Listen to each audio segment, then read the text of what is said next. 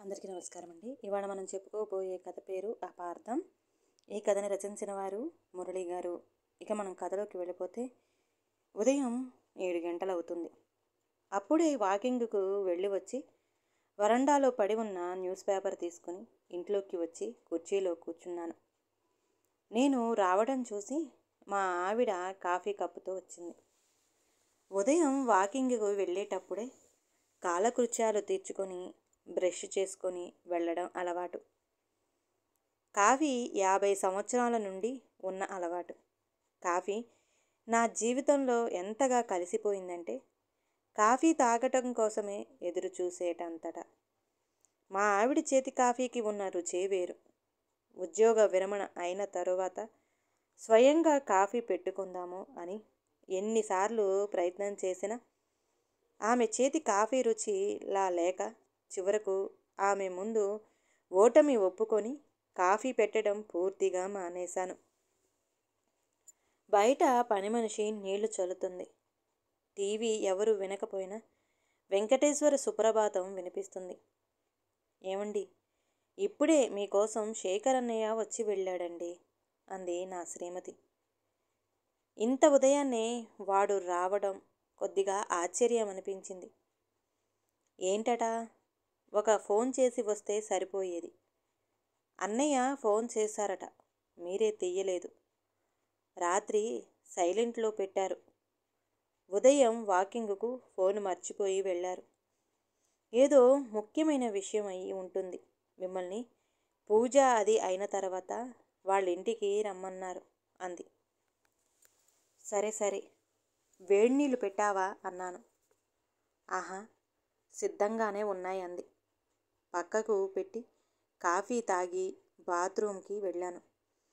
స్నానం చేస్తుంటే ఒక్కసారి ఆ ఆలోచనలు శేఖర్ పైకి వెళ్ళాయి. ఇంత ఉదయమే శేఖర్ ఎందుకు వచ్చినట్లు? సున్నిత మనస్కుడు. ఇద్దరం చిన్నప్పటి నుండి స్నేహితులం. నేను గవర్నమెంట్ జాబ్ చేసి రిటైర్ అయ్యాను.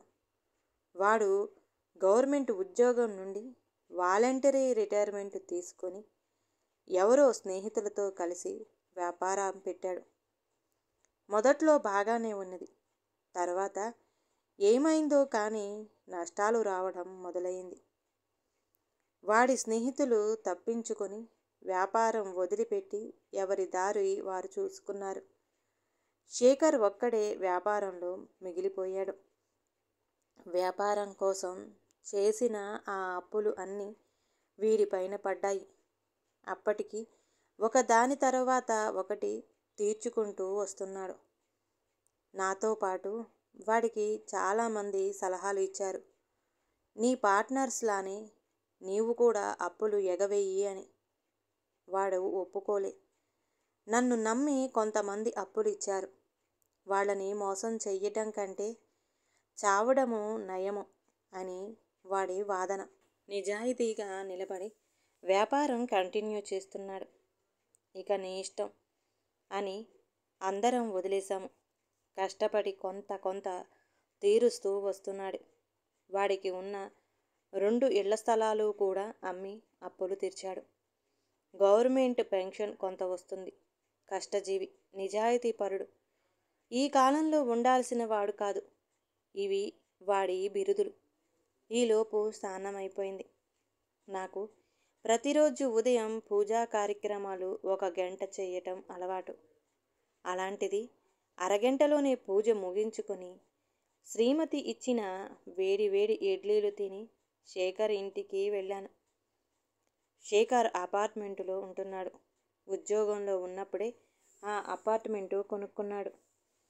చివరకు వాడికి మిగిలిన ఆస్తి ఇదొక్కటే. శేఖర్ నా కోసమే ఎదురు చూస్తున్నట్టున్నాడు. నేను రాగానే ఎదురొచ్చి ఇంట్లోకి తీసుకొని వెళ్ళాడు. ఏమైందిరా, ఉదయమే వచ్చావట అన్నాను. ఏమీ లేదన్నయ్య గారు, శేఖర్ భార్య కమల చెప్పబోతుంటే శేఖర్ అరిచేతిని అడ్డుగా పెట్టి ఆపాడు. నేను చెబుతాగా అన్నట్లు. నువ్వు వెళ్ళి కాఫీ తీసుకురా. కమల లోపలికి వెళ్ళింది. పృథ్వీతో మాట్లాడానురా అన్నాడు. అమెరికాలో ఉంటాడు. పృథ్వీ శేఖర్ కొడుకు. ఆమె దేని గురించి? అదేరా 2 లక్షలు అర్జెంట్ అవసరం వచ్చింది అని చెప్పా కదా అన్నాడు. చెప్పావు, గుర్తుకు వచ్చింది అన్నాను. అవును, మనము డబ్బులు ఇవ్వాల్సిన ఆవిడ కూతురు పెళ్ళిరా. 2 నెలల నుండి తిరుగుతుందిరా. పాపం అనిపించింది.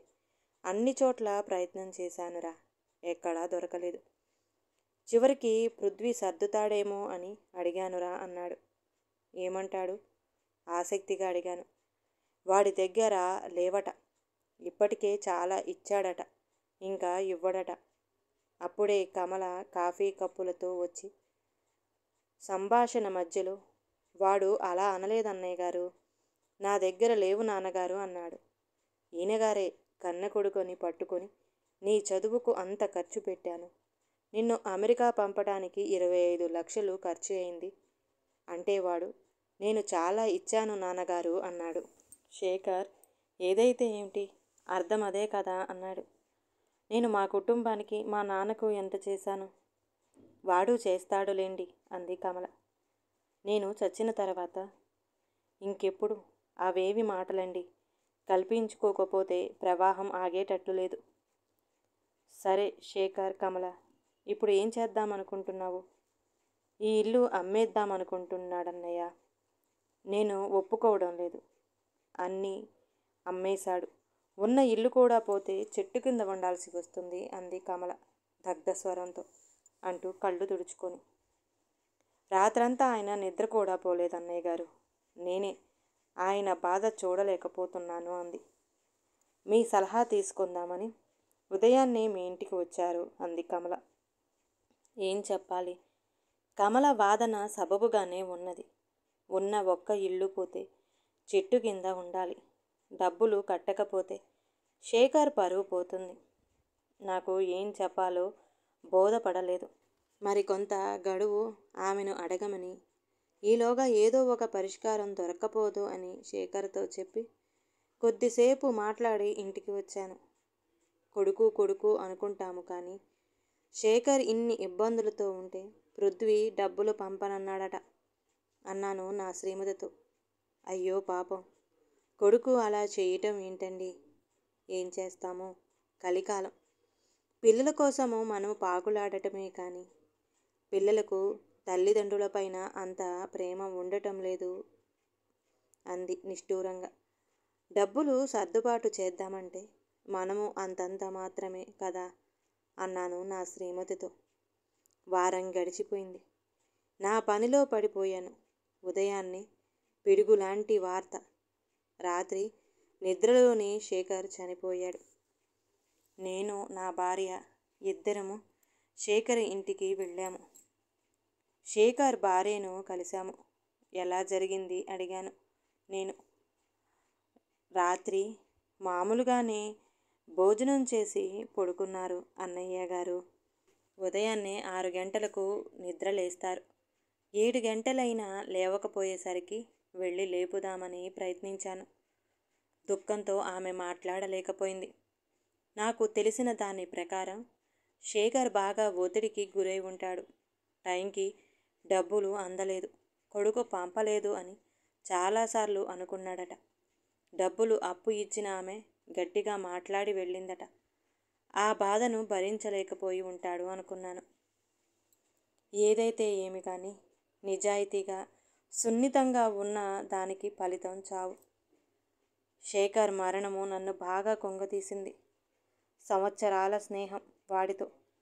సమయానికి ఆదుకోలేకపోయాను. కళ్ళు మూసినా తెరిచినా వాడే గుర్తుకు వస్తున్నాడు. 2 రోజుల తర్వాత శేఖర్ కొడుకు అమెరికా నుండి వచ్చాడు. కార్యక్రమాలన్నీ చకచకా జరిగిపోయాయి. నేను కూడా పృథ్వీతో కలిసి అన్ని పనులు దగ్గర ఉండి చేయించాను.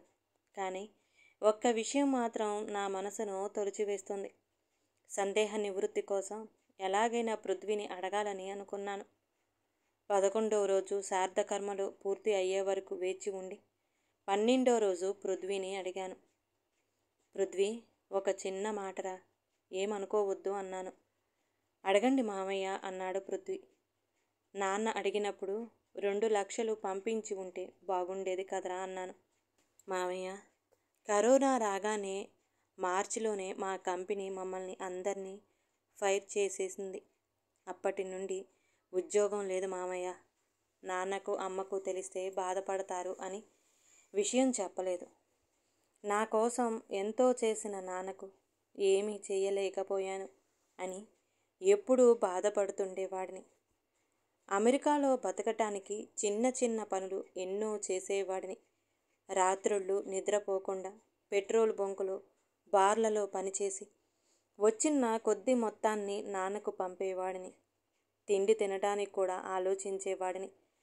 నాన్న సంతోషంగా ఉండాలని నా బాధలను చెప్పుకోకుండా అంతా బాగుంది అని చెప్పేవాడిని.